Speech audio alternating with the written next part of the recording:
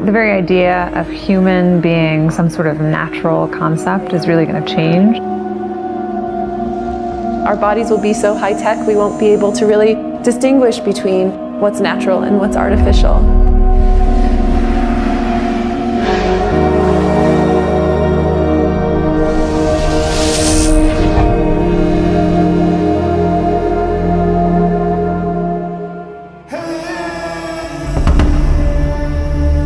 आज से 8 साल पहले दुनिया के तथाकथित बड़े बड़े वैज्ञानिक एक मीटिंग में बैठे थे ये डिस्कस करने के लिए कि 2025 की दुनिया कैसी होगी।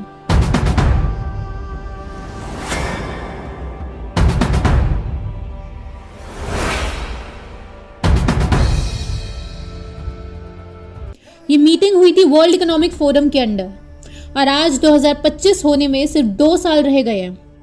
उस वक्त ये सारी भविष्यवाणियां असंभव सी लग रही थी।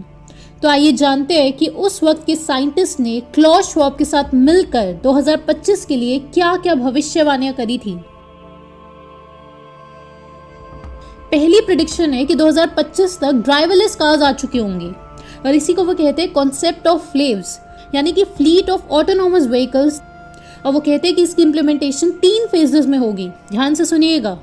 पहली फेज में इंसान उस ड्राइवरलेस कार का ओनर होगा, वो ओन करेगा उस कार को और फिर धीरे धीरे उसे रियलाइज़ होगा कि मैं तो इस गाड़ी को ज़्यादा यूज़ करता ही नहीं हूँ।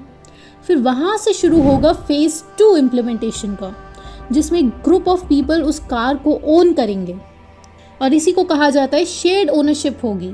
तो पहले फेज़ में एक इंसान ओन कर रहा था ऑटोनोमस व्हीकल को और दूसरे फेज़ में एक ग्रुप ऑफ पीपल है जो उस गाड़ी को ओन करेंगे। और फिर उसके बाद होगा फेज़ 3, जिसमें कोई भी इंसान किसी भी ड्राइवरलेस कार को ओन नहीं करेगा, बल्कि वो जो ड्राइवरलेस कार है वो खुद की ओनर होगी, क्योंकि इंसानों के लिए गाड़ी खरीदना बहुत ज़्यादा महंगा बना दिया जाएगा और गाड़ी को रेंट पे लेना एक्सट्रीमली ईजी और एक्सट्रीमली सस्ता बना दिया जाएगा। तो गाड़ी खरीदना बहुत महंगा हो चुका है और ये जो ड्राइवरलेस कार है ये खुद की ओनर कैसे होगी वो आप समझिए। वर्ल्ड इकोनॉमिक फोरम कहता है कि ये जो व्हीकल्स है ये खुद ही रिपेयर शॉप्स पे जाएंगी, खुद ही चार्जिंग स्टेशंस पर भी जाएंगी और ये खुद से चेक करेंगी कि जिस कस्टमर ने इस गाड़ी की बुकिंग करी है क्या उस कस्टमर के पास एबिलिटी टू पे है, यानी कि उस कस्टमर का फाइनेंशियल स्टेटस कैसा है। क्योंकि जैसे ही कस्टमर उसे रेंट के लिए ऑर्डर करेगा तो उस कस्टमर की आइडेंटिटी डिटेल्स, उसका फाइनेंशियल स्टेटस, वो सारा कुछ उस गाड़ी के पास आ जाएगा, तो वो उसे चेक कर सकते हैं। और ब्लॉकचेन टेक्नोलॉजी की मदद से कस्टमर के डिजिटल वॉलेट से ऑटोमेटिक पेमेंट्स हो जाएंगी, क्योंकि मशीन लर्निंग और आर्टिफिशियल इंटेलिजेंस इतना डेवलप हो जाएगा कि उस गाड़ी की एक अलग आइडेंटिटी होगी। जैसे अभी भी गाड़ी की एक आइडेंटिटी होती है, उसकी अपनी एक नंबर प्लेट होती है, बस उस समय पर उसकी नंबर प्लेट भी होगी लेकिन उस गाड़ी में कोई ड्राइवर नहीं होगा। ऐसा वर्ल्ड इकोनॉमिक फोरम का प्रेडिक्शन। और इसी को लेकर बहुत ज़्यादा कंट्रोवर्सी ऑलरेडी स्टार्ट हो चुकी है। बहुत सारी जगहों पर प्रोटेस्ट चल रहे हैं क्योंकि वर्ल्ड इकोनॉमिक फोरम चाहता है कि हम गाड़ियों की ओनरशिप छोड़ दें और इसकी बाकी डिटेल्स हम नेक्स्ट वीडियोज़ में जानेंगे। और आप समझिएगा कि ये वर्ल्ड इकोनॉमिक फोरम की प्रेडिक्शंस 2030 की नहीं है बल्कि 2025 की है ये। और इस स्क्रीन पर आप लिस्ट ऑफ कंपनीज देख सकते हो जो ऐसी ड्राइवरलेस कार्स को ऑलरेडी लॉन्च कर चुकी है। इनफैक्ट टेस्ला ने ये भी अनाउंस करा है कि वो 2023 में, यानी कि इसी साल के अंत तक, वो 18 लाख रुपए की एक ड्राइवरलेस कार भी लॉन्च कर देंगे। और आपको सुनकर बहुत हैरानी होगी कि इस टेक्नोलॉजी के आने से प्रेडिक्शंस है कि सिर्फ यूएसए की ही सरकार को $206 बिलियन का लॉस होगा, क्योंकि टैक्स कलेक्शन में लॉसेस होंगे। कार मैन्युफैक्चरर्स जो है उन्हें भी बहुत ज़्यादा लॉस होएगा अगर ड्राइवरलेस कार्स आती है। सेकेंड वर्ल्ड इकोनॉमिक फोरम की प्रेडिक्शन है 3D प्रिंटेड कार्स, जो कि ऑलरेडी बनना स्टार्ट हो चुकी है। ये अमेरिका की कंपनी जिंगर, इसने C21 नाम की कार लॉन्च कर दिया ऑलरेडी। 3D प्रिंटर और आर्टिफिशियल इंटेलिजेंस की मदद से ये कार बनाई गई है। तो आप समझ रहे होंगे कि इंसान की कितनी कम लेबर इसमें इस्तेमाल हुई होगी। तीसरा सबसे अजीब प्रेडिक्शन है वर्ल्ड इकोनॉमिक फोरम का कि इम्प्लांटेबल मोबाइल फोन्स लगने लगेंगे 2025 तक। मतलब मोबाइल जो है वो आपकी फिजिकल बॉडी में अटैच्ड होगा, कोई सेंसर नहीं है, वो आपकी बॉडी के अंदर ही होगा। ये कोई फिटबिट नहीं है, मोबाइल आपकी फिजिकल बॉडी के अंदर होगा। On the phone, I had it implanted. My hand is the phone. I can walk and talk because I'm on the phone inside my hand. I am the phone. यहाँ तक कि Nokia के CEO XYZ ये Davos की meeting में बैठकर क्या बोल रहे हैं, आप जरा सुनिए ध्यान से. 2030, I would say that by then, definitely the smartphone as we know it today will not anymore be the usual kind of the most common interface. Wow. Many of these things will be built directly into our bodies. Many of these things will be built directly into our bodies. Can you imagine that in 10 years when we are sitting here, we have an implant in our brains and I can immediately feel, because you all will have implants. तो ये बोल रहे हैं कि 2030 तक 6G हम launch कर ही देंगे और प्रेफरेबली और डेफिनेटली, ये दो शब्द ये बोल रहे हैं, प्रेफरेबली और डेफिनेटली 2030 तक ये हो ही जाएगा कि ये जो मोबाइल फोन्स है ये डायरेक्टली इंसान के फिजिकल बॉडी में आ जाएंगे. पांचवी सबसे बड़ी प्रेडिक्शन वर्ल्ड इकोनॉमिक फोरम की, 2025 तक ये ट्रेंड शुरू हो जाएगा कि बड़ी बड़ी कंपनीज जो है वो सारा पैसा मार्केट से हड़प लेंगी. नहीं, ऐसा नहीं. स्मॉल और मीडियम कंपनीज और स्टार्टअप्स जो है वो इन कंपनीज को बहुत बड़ा कंपटीशन देंगे. क्योंकि आप समझिए ऐसा वो क्यों बोल रहे हैं, क्योंकि 2025 तक जैसे इन्होंने प्रिडिक्ट करा है तो उसे स्टाफ हायर करने की नीड उतनी नहीं रहने वाली है और आर्टिफिशियल इंटेलिजेंस AI वो सारे काम कर पाएगा जो आज स्टाफ कर पा रहा था.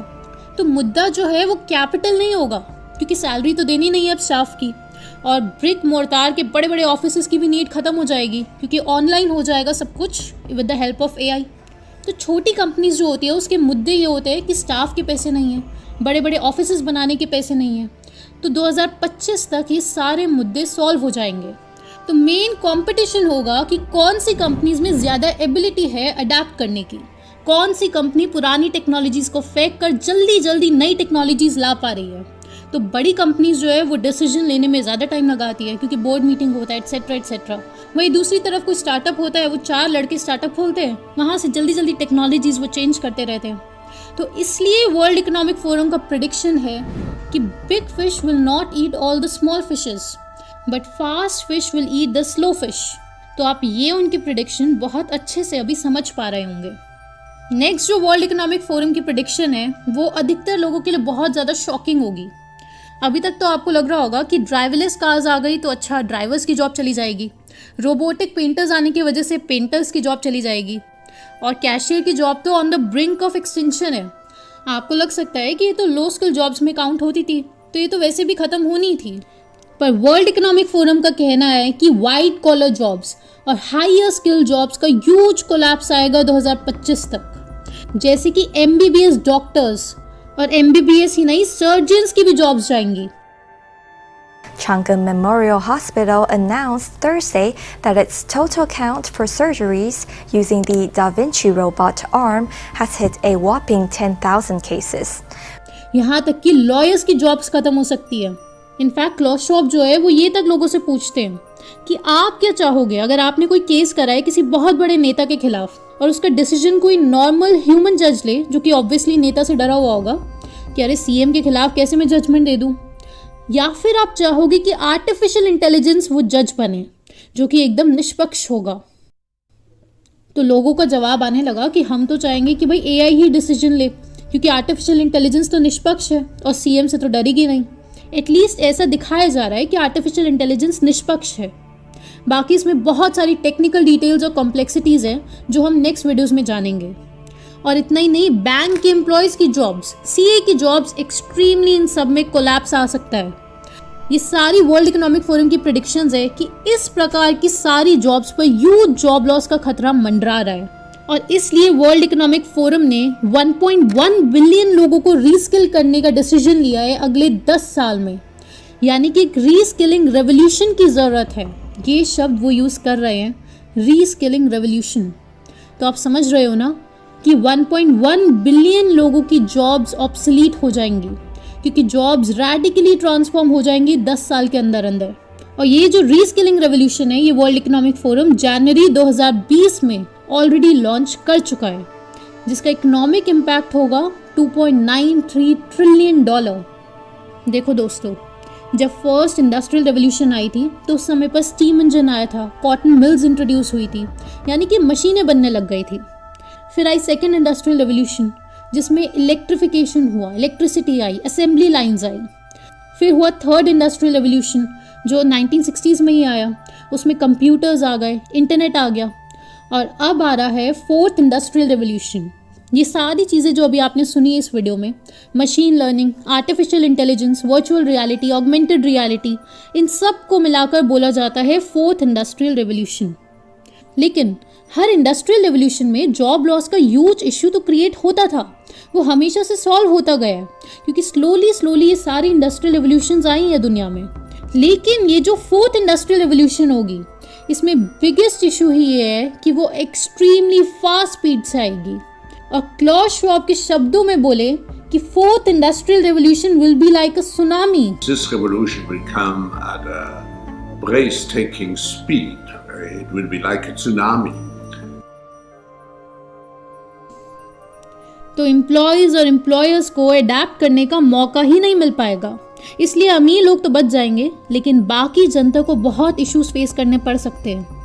लेकिन दोस्तों, आप एकदम क्लियरली समझो कि वो लोग कह रहे हैं कि मेटावर्स और आर्टिफिशियल इंटेलिजेंस की दुनिया आनी ही आनी है। अब वो हमारे ऊपर है कि हम उससे अडेप्ट करेंगे या फिर उससे लड़ेंगे। ये वो लोग फैसला करके बैठे कि इधर अडेप्ट और फाइट। और आप सबसे इम्पॉर्टेंट चीज़ ये भी समझो कि वर्ल्ड इकोनॉमिक फोरम का कहना है कि 2025 में 85 मिलियन जॉब्स तो लॉस होंगी, लेकिन 97 मिलियन न्यू जॉब्स भी क्रिएट होंगी। और आपको इन सारे इंटरनेशनल इवेंट्स के बारे में पता होना चाहिए। ये खुद में आज सबसे बड़ी स्किल बनकर उभर चुकी है, और इसको कहा जाता है इंडिपेंडेंट रिसर्चर।